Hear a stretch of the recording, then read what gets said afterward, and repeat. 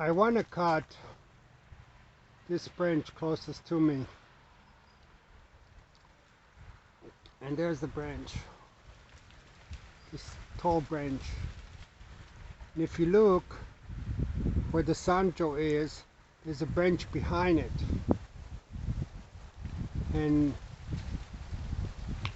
when this branch falls down, it's going to bounce off this branch at an angle,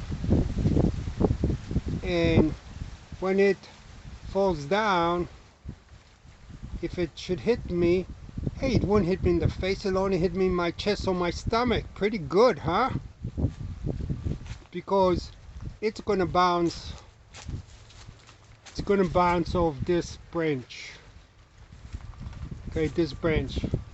So I have to take down this branch and this tiny branch up above it. I mean, this one is insignificant. This little one. And this one for the SUNJOE is insignificant also. It'd be nice, easy cut.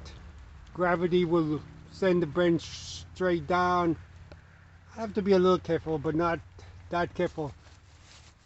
But when I cut this guy, I gotta let it fall, and it has to fall without bouncing off this branch. So I gotta take the branch behind it away.